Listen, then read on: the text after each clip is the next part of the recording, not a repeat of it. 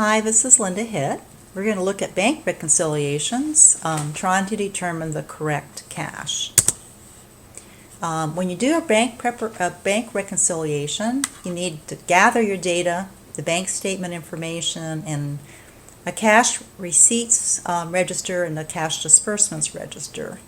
And then you can notice that we look at the bank side and the book side, and we hope to work down to the correct cash. On the bank side, there are certain timing differences you expect. That last deposit you made at the end of the month, the bank probably will post the next business day, which happens to be a different month. The checks you wrote and mailed out that didn't go through all the banking channels and clear, maybe it wasn't deposited right away by your vendor, that should be subtracted out. Even online bill pay, there could be some lag for some banks. And then, of course, any bank errors, call the bank, and then hopefully if they agree, you can adjust the bank side. On the book side, you're taking your cash ledger and you're trying to update that. So anything the bank statement has on it that you didn't know before, like the interest earned or revenue posted at the end, if the bank was hired to do something like collect notes for you, then there could be charges, bank fees for dipping below a certain balance, or ordering bank new checks. And non-sufficient funds check is something we hope not to find, but we may have deposited customer checks and they may not have cleared. The customer may not have had enough cash in their account. And then certainly we can discover our own errors, which are plentiful, I'm sure. And then the last thing, of course, after we've figured out the correct cash, is to make our book side actually equal that in the general ledger. So we do journal entries, often done at the end of the period, so they probably could be done as an adjusting entry. And every entry, of course, either increases or decreases cash. We can do one giant entry, or we could do each item one by one. So let's go ahead now and take a look at our problem. Here is the August bank statement with all the data on it. Here's our check register from our own books and the deposit register. And then we do have last month's bank reconciliation, which is important that we have that information in front of us, because anything that's a reconciling item on the bank side, if it hasn't cleared this month, it will continue to be a reconciling item. And then here's our own books, the general ledger, and this is before we've done our bank rec for this month. And then we had to analyze the debit memos and credit memos from the bank statement and make sure we know what those are and if they are in fact valid. So we're going to start, first of all, by doing the reconciliation. It's basically a matching game. We'll look at our information. So the first thing we see up here, let's do the checks first. We have a check number 10 for $400. Usually it'd have probably the date noted there too. And check number 10 is like the third item down here. So let's look at the bank statement. We've got two checks that cleared that were not written this month. If we look at our bank reconciliation from last month, fortunately they all match up. So here are the two checks that were written last month that didn't clear, and of course they're showing up now as cleared. So the good thing is I really don't have to do anything about them. I'm just going to put an X by them to remind us that they did clear this month, and therefore they're no longer reconciling items. So now I can do the matching game. Check number 10 for $400. I'm going to bold it just to show that I've looked at it, and it matches. And here's the check that cleared on the bank side. In fact, let me unbold this. I think I didn't do that. And so we can kind of see the ones that are bolded. Just a possible way of showing this is that they are matched. And then check number 11, $600. We see it in both places, which is good. Check number 12 is 100, and I see 100 on the bank statement with the same check number. So that matches. So it's truly a matching game. And then check number 13 is we have recorded, but it isn't showing anywhere on here, and the amount doesn't match up to anything. So we assume this is a check that we wrote that did not clear the bank. So we're going to come down to our reconciliation here at the bottom, and this is going to be our first item. We should have an unadjusted bank balance of cash. Let me put those in. and an unadjusted book balance. And it doesn't matter if it's left and right or over under. And then I'm going to put a section for the pluses, but this is going to be, okay, it's a check that we wrote that didn't clear, so it's going to be a minus. So I'll put subtract. Gosh, can't type. So this is check number 13 for 800. I'm going to put minus 800 because in a minute I'll use the auto sum. Okay, so that didn't match. So the check hasn't cleared. That's how we discover them. And then check 14 and 14 I see matches. So what we wrote, the bank shows it cleared. Check 15, I don't find a 15 or that amount over here. So guess what? That's another check that's outstanding that will hopefully clear soon. There's 1,000. Check 16. I do find check 16, but look at that. There's a difference in the amount. One thing we observed and wrote down here is all checks deposits cleared the bank as written. So we're going to assume the bank is right on this one and that we aren't. So we took out $200 too much. That's our error. To correct for it, I'm going to actually add back $200. And I'll put the check number so we'll remember. So this is what? Check number 16. So it's a positive. I'm going to write it over here, and I guess I might as well go ahead and put the general ledger balance. Here's the unadjusted balance at the end of this month. So unadjusted just means before the reconciliation.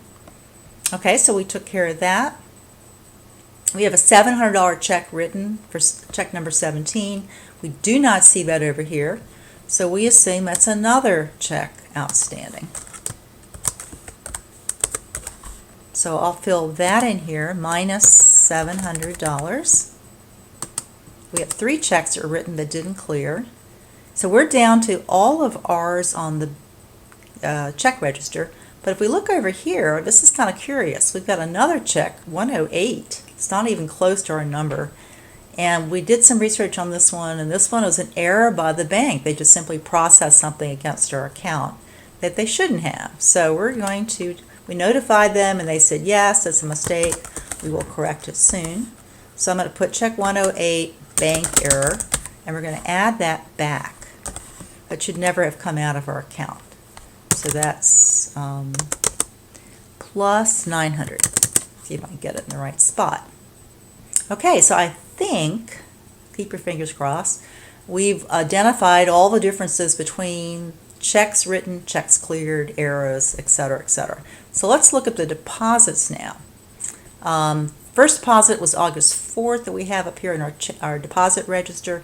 The bank shows one on $4,000. So back to the reconciliation from last time, we'll observe that there is a deposit that was in transit. So this has cleared, which it should, and therefore we don't have to worry about it. It does not impact this month. It would only impact this month if it hadn't cleared. Okay, then we can do a comparison, and we do know the dates will be a little different between the bank and our deposits made, because it may be posted the next business day, which could be 2 days, if it's on the weekend, it could be a couple days. Okay, so 3,000 and 3,000 matches. We have, 900 and 9,000, and the dates are pretty close. So because everything on the bank is written properly, we made the mistake. So we're looking at a difference of 9,000 compared to 900. Nice transposition error I'm very good at making. And it's an $8,100 difference, so it looks like I need to add it to my side. It's my error. And I'll put book error. And we can put deposit. I could have put the date as well. So we're discovering all kinds of things. Let's see. We have a $5,000 deposit. $5,000 over here. We have an $8,000 deposit that matches to there. So good news so far. 10,000 to 10. 7,000 to 7,000. Good. And then we're going to hold off on debit memos and credit memos. We have a $2,000 deposit made the end of August, and it hasn't cleared the bank. So that would be our deposit in transit. for this period. And we'll simply stick that in at 2,000. Okay, so I think, keep your fingers crossed, I've got all the deposits, I've got all the checks. Now we're down to these wonderful debit memos and credit memos. And by debiting, when the bank says they're debiting your account, what they're saying is on their books, they're debiting the payable to you. So they owe you less money. Credit memos, on the other hand, means that they're increasing what they owe to you. Because when you put money in the bank, it's not the bank's money, it's your money, and so they set up a type of liability. So the first one we said was, I guess, bank charge. We checked, and it's a mistake. We shouldn't have been charged for it. Notified the bank, and they said, okay, fine. So we will add that back. I'll just put bank error. Debit memo number 1. So we have to be careful. No bank's going to make this many errors, I'm sure, in 1 month. But we had to pick up a little variety here, so we have a lot of errors. And then checks were ordered. Okay, that's legit. We did order checks. It was $30. So we waited until the checks came. So I guess I'm going to put subtract checks ordered, and I'm going to put minus 30. Hopefully get the right amount. Okay, and then the third debit memo is insufficient funds check from customers. So not good news for us, but it happens. So that's something I have to update. I didn't know about before, so I'm going to put NSF checks. Again, they're customer checks. There was no money in the customer's account when it was processed and went back to their bank. Okay, then we have 2 pieces of good news. We have a debit memo for 20, which turns out to be interest that was earned. I'm going to combine these 2 because I noticed I don't have an extra line. Well, I'll put them separate. Doesn't matter. They don't have to all be in order. So we'll add interest earned for 20, and then I'll just put another add column, place at the bottom. I was trying to cluster the adds together and the subtracts together. And the second credit memo is a collection. We hired the bank to do something for us. So collection of notes receivable, and there's $10 of interest. So that's going to be an add, an inflow of cash of $610. Okay, so if we've done things carefully, and chances are it took me a couple times, even though I made up the numbers, to get this to balance, and it may not balance now. So we'll do auto sum since I put in, oops, no, I need to do something first. I need to do an auto sum of just the checks outstanding. I put in these all in as negatives, so hopefully this will work. So that's the total of checks outstanding. And then do an auto sum of the whole column. Oops, guess what I forgot to do? I forgot to put in the beginning balance. So we have negative cash. And I'm not really using Excel, and it's not at all. It's just an auto sum part. We could have linked everything to it, but I can't chew gum and walk at the same time. So adjusted bank balance is right here, the ending balance. It's up on the thing. So I'm just going to type it in. 27,460. Okay. And this, for whatever reason, oh, I see, it needs to go all the way up. Okay, 21,600. Sounds a little bit different than what I thought this would be. Like I say, I can make as many errors as anybody else can. 800,700. So where did we go wrong? 2,900. I know what the answer is going to be, obviously. I've worked this thing a couple times. Gosh. I can't say right offhand that I see. Oh, look at what I did. And this is the most frustrating. All of us, and I say you shouldn't feel bad because I make enough mistakes for about 5 people. This should have been minus 700 because the check that didn't clear, the last one, was 700. Okay, so now 27,900. And then over here, if I do auto sum, like I say, I've tried this before once, but you would work out both sides, and then if they don't equal, then you go back. Again, spend 10 or 15 minutes if you don't find it. go on to something else. The QuickBooks and those things can do some reconciliation, so you do have to organize and figure out what checks have cleared and so forth. So that's your hope, is that you'll get the two sides to equal. If it doesn't, like I say, worse things have happened. Okay, so journal entries, everything on the book side, on this side, needs to be journalized. And one way to do this, you don't have to do it this way, but you could take all the cash inflows and put them together, and I think that's what I'm going to try to do. So we have inflows because of check number 16. Okay, that was the error that we made. So why am I putting check? Oh, we'd have to know what the check is for. So we're going to assume that we paid on account. I didn't actually tell you that one, but we'll assume that. When we wrote the check for $20,000, which was really $20,000 rather than $20,200, we were making a payment. Okay, so we've got that one.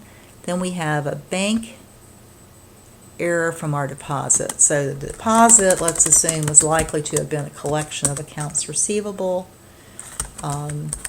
So we're going to do that. Or it could be sales. I'll put either one. You know, money's coming in from customers. And then interest earned, that one shouldn't be too hard. Interest revenue for 20. And we have a collection of a note. So I'm going to put notes receivable for 600. And then we have interest revenue again on the note. The other interest was from the savings or checking account. And then if I do auto sum, hopefully we can add that side up. And then I'll just use that number, 8930, and hope it's right. Okay, and so we have one entry, and then the second entry, we've got a couple things. So this time we're going to have a cash credit. And I'm going to do the same thing, add up what I've got. So let's see, I've got a minus for checks. So I'm just going to put check expense, depending on what you're tracking, how much detail you want. So checks ordered was 30. Not sufficient funds check, we have not given up yet. We're still hoping to get the money from the customers. We're going to go after them. I'm typing in the wrong one. It's 800. Okay, so those are the two minuses. That's the only two minuses I see. So let me move that up to here and do an auto. Actually, I don't need to do an auto sum. 830 looks like it. So here's the test, and of course it probably won't work the first time, but we're debiting and we're crediting for 830. I'm going to take that off. And then we can use our calculator. And of course we know what the answer should be. It's the 27,900. So if I add up 8,000 and everything that happened to us on the debit side, okay, and then subtract the credit side, which causes cash to go down. Yay, it's 27,900. That's what I want. Either everything's wrong or it's all right. So your ending balance should equal the ending correct cash, and I didn't type in correct cash, but that's what it should be. So when we do our balance sheet, we can feel with confidence that we have the right balance. And it's nice to have records the bank has as well as the books and come together to the same result. So that should conclude our bank reconciliation.